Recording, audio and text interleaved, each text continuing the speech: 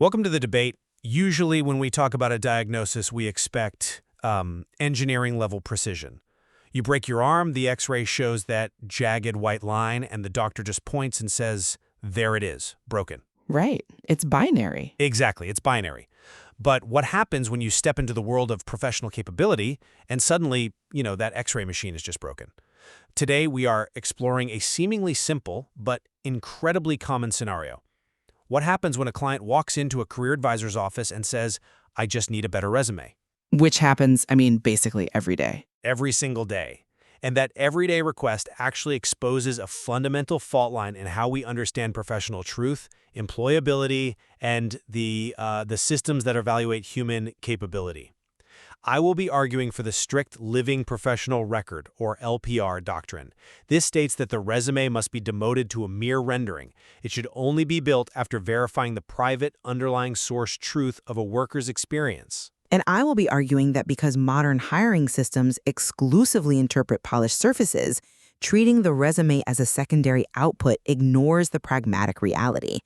It ignores how workers actually survive these automated interpretation problems. So let's start right at the point of contact. A client walks in, frustrated, and says, I just need a better resume. A weak advisor response would simply be, sure, I can make it sound stronger and more polished. Which sounds helpful on the surface. On the surface, sure, but that response accepts the client's surface diagnosis without checking whether the surface is the actual problem. An LPR-aligned response completely shifts the paradigm. It sounds like this. We can absolutely improve the resume, but I do not want to start by polishing language that may not be fully supported yet. Okay, but Let me just finish the LPR framing. The advisor continues, in the LPR process, the resume is a rendering. First, we identify the evidence, context, claims, and privacy boundaries underneath it. Then, we can build a stronger resume because it will be coming from a clearer source. You do not begin by making the client sound better. so if you are refusing to fix the one document the hiring manager is actually asking for, what on earth are you doing with the client's time instead? You begin by finding what is true. We are building the source layer. And when we say source layer, we aren't just talking about a mindset or, a vague philosophical concept. Right. It's a structural thing. Yes, we are talking about the workers sitting down and mapping out the raw data of their history, unfiltered emails, project outcomes, specific contexts, even private struggles, all into a secure space that an applicant tracking system, an ATS, never sees. It is an inventory of truth. Only once we know what is actually in that vault can we responsibly extract and render a public resume. Look, I see why you think that, and it is intellectually elegant, I'll give you that. But I come at it from a completely different way. Strictly demoting the resume and forcing a client to build a comprehensive data vault first is frankly practically dangerous. Dangerous? How is finding the truth dangerous? Because we have to look at how hiring actually functions. A company does not directly evaluate the whole person. It evaluates surfaces. We live in a world where an ATS strips all the nuance out of a complex work history. Recruiters are spending, maybe 6 seconds scanning a page? If we're lucky. Right, if we're lucky. And they're looking for highly specific, familiar terms. If a client is stuck in that machinery, the surface is the immediate crisis. If you refuse to polish that surface first, you leave them vulnerable to the exact interpretation problem you are trying to solve. You leave them qualified but entirely unreadable in a system that never looks past page 1. Unreadable, yes. I agree with that term. But you're treating the symptom, not the disease. We aren't just arguing over which font looks best or which action verbs to use. We are arguing over how an employer actually knows a worker is capable in the first place. But the employer doesn't know. They just read.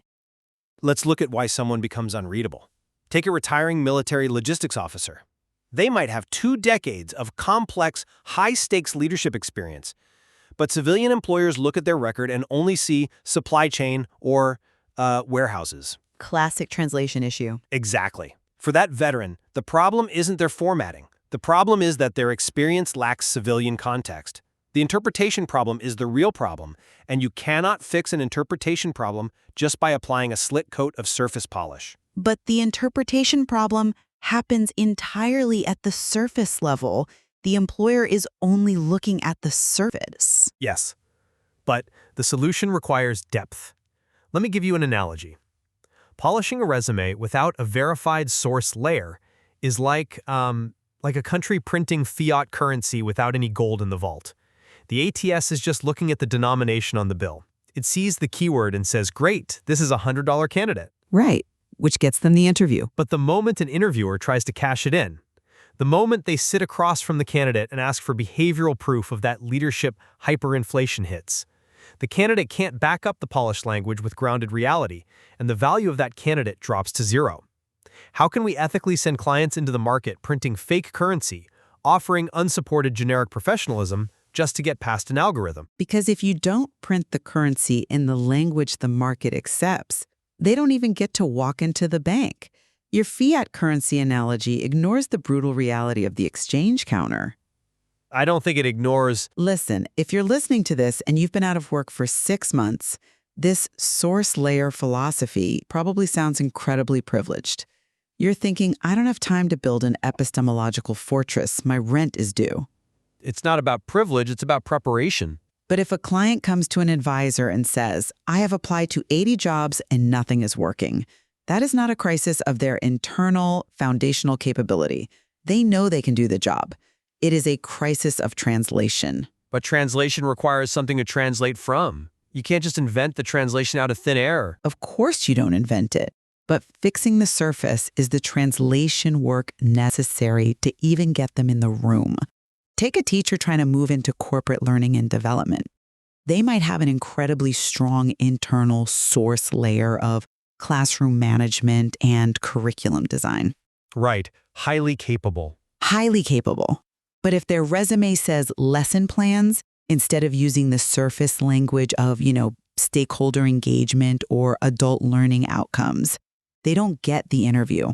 The hiring manager fears risk. They want familiar corporate language. Rapidly adapting that surface language isn't printing fake money. It's converting their very real gold into a currency the local market actually recognizes. I hear the pragmatism in that. I really do. But let me give you a different perspective on what happens when we prioritize that rapid surface translation today. We cannot have this debate without talking about the mechanics of AI. Oh, here we go. Well, artificial intelligence radically changes the surface environment. It completely destabilizes the trust environment in hiring. See, I would argue it actually proves my point. AI can instantly help a veteran translate service or help a career changer find that exact corporate language we just talked about. It can shorten, clarify, and revise in seconds. Sure, it's fast. Because AI makes polished professional language so effortlessly easy to generate, the market's baseline for what constitutes a good resume has skyrocketed. Therefore, rapidly optimizing the surface using these tools isn't a crutch. It's a necessary survival tactic. We are operating in the age of generated professional surfaces. If you don't use AI to optimize your client service immediately, your client is competing against hundreds of candidates who did. But that is exactly why the LPR doctrine is mandatory, not optional. Think about what AI actually does mechanically. It uses predictive text. It predicts what a good bullet point sounds like based on millions of other generic resumes, not based on what actually happened in your client's life. It gets the tone right, though. But it replaces empirical truth with statistical probability. AI drastically changes the cost of sounding qualified. It costs $0.03 to generate a flawless, executive-sounding summary. But AI does not change the evidence required to actually be qualified. What happens when an advisor says yes, AI gives us a great starting point and just cleans up the draft? I mean, they save the client days of agonizing over phrasing and get the application in before the window closes. And may set a massive trap for their client. Consider a highly common scenario. A client plays around with an AI tool to rewrite their resume, and it produces a summary that says, strategic AI transformation leader with proven experience optimizing workflows and driving enterprise innovation. Sounds great to an ATS. Highly optimized. It hits all the keywords. The ATS will love it. But what is the actual source evidence? If we look in the vault, we find the client completed one basic online course on AI, used it to draft some internal meeting summaries, and experimented with personal productivity prompts. Okay, yeah. They have no team implementation. They have no enterprise project. AI easily creates this generic professionalism. It inflates claims. It makes support sound like ownership. If we allow AI to act as the source of professional truth, rather than demanding the client verify the reality first, aren't we just setting them up to fail the moment a human being starts asking questions? Look, that's a compelling argument, and I agree that AI inflation is a real danger. Strategic AI transformation leader is obviously an overclaim for that specific client. Honestly, I understand the temptation. Holding the line against AI inflation is exhausting. It is so much easier for an advisor to just open ChatGPT, fix the bullet points, and collect their fee. Exactly. But have you considered that the solution to AI inflation isn't necessarily a massive forensic auditing process before we even touch the resume? The LPR approach assumes the client has the time, energy, and executive function to excavate their entire professional history. I have to stop you there because you're framing it as an audit. It's not an audit, it's a grounding. The methodology specifically warns against this generic professionalism and champions grounded professionalism. But what does grounding actually mean when the client is sitting right in front of you? It means tethering the language to operational reality. Let's look at a concrete example like onboarding. A generic AI-generated statement is, results-driven professional with strong leadership and communication skills. Very typical. It's mathematically perfect for an ATS, but fundamentally meaningless to a human reader. It generates zero trust. The LPR approach digs into the source layer. The advisor asks, what did you actually do? And they find out the client gathered recurring questions, drafted a checklist, coordinated with 3 different managers to get their input, and created a shared process. The rendered resume bullet then becomes, created a shared onboarding checklist during a high turnover period, coordinating manager input to improve consistency for new hires. That is grounded. It has operating reality. It proves the capability rather than just claiming it. I don't disagree that the grounded statement is vastly superior. It's fantastic. But getting there requires the client to remember, document, and articulate that highly specific event from 3 years ago, which brings us to the core tension of this debate, the dignity boundary. Yes. The principle that human worth does not depend on employability. We build the record because systems demand proof, not because the worker needs to prove their basic dignity. Exactly, but wait.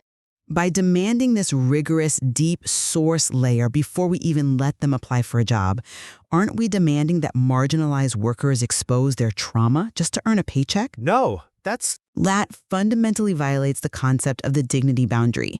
Frontline workers, caregivers, people with undocumented or informal work, they often lack neat corporate evidence like manager-coordinated checklists.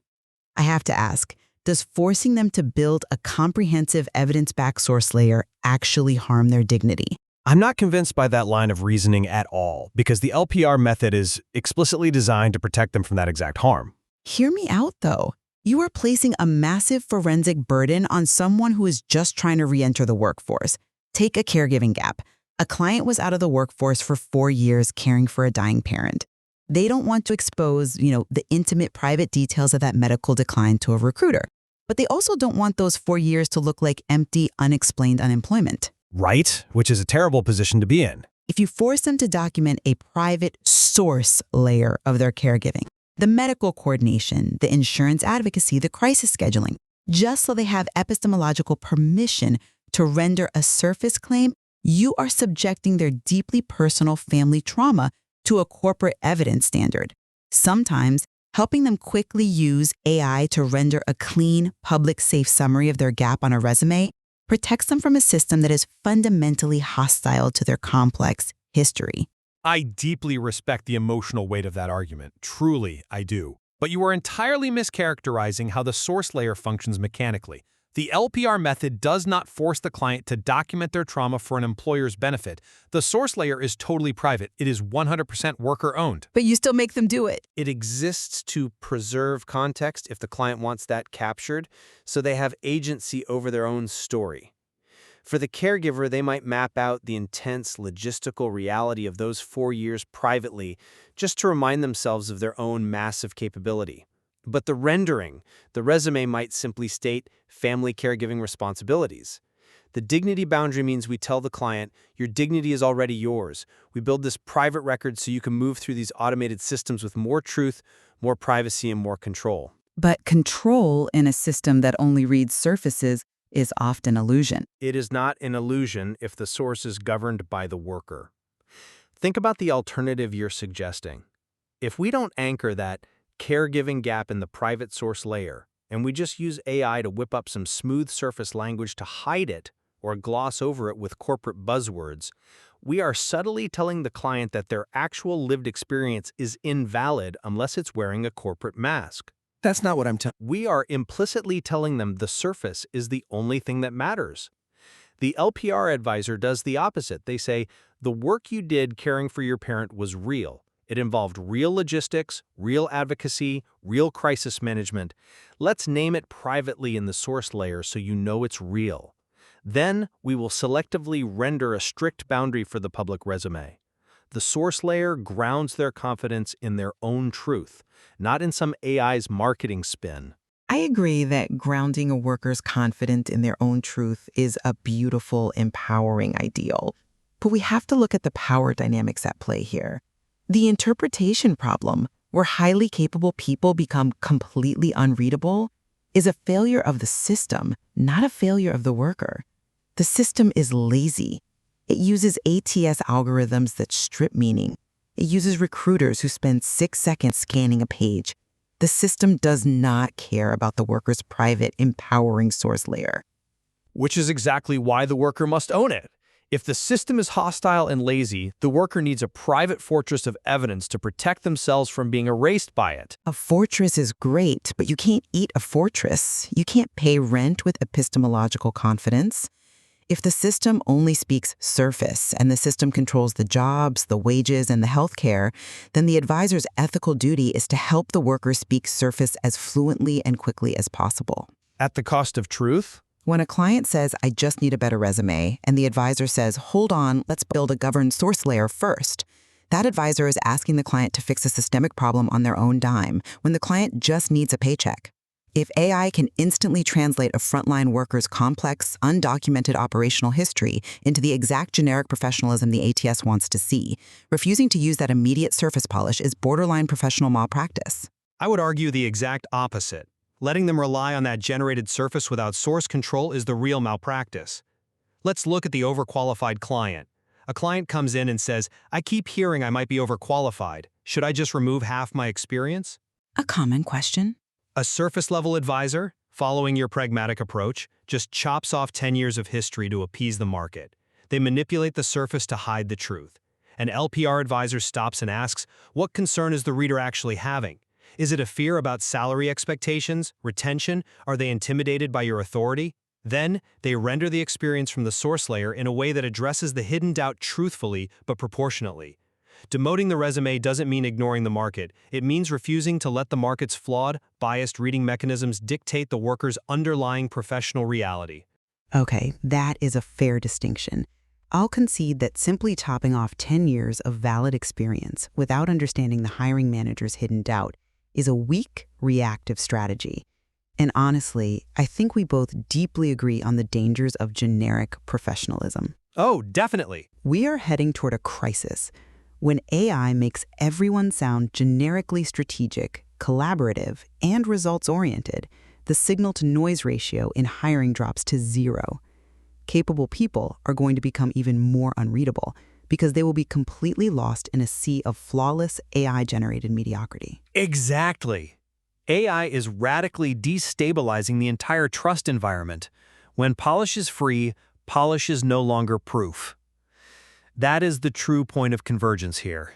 We both recognize that the current system is fundamentally broken in how it evaluates human capability. We do. Where we differ is on the timeline and the tactics of survival. You maintain that an advisor's absolute duty is to refuse that initial surface-level polish. You want to build this governed, private source layer first, to ensure any rendered resume is truthful, contextual, and grounded.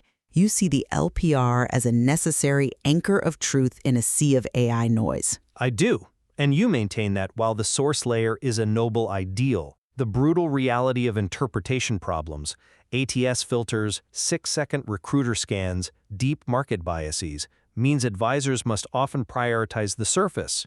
You see rapidly rendering a highly optimized resume not as a failure of truth, but as a necessary, immediate survival mechanism to get a capable worker through a hostile checkpoint. Precisely, because being understood requires getting into the room first. You can't explain your grounded truth if you're stuck in the ATS rejection pile. This brings us back to the realization that understanding the distinction between a person's actual capability, their source, and their representation, their surface, forces us to rethink this entire hiring ecosystem. The LPR framework offers us a new vocabulary for this crisis. Words like rendering, interpretation problem, and the dignity boundary. There is so much more to explore here regarding how we preserve human dignity when automated systems demand arbitrary proof of our worth. It really is a profound shift in how we view our own professional histories.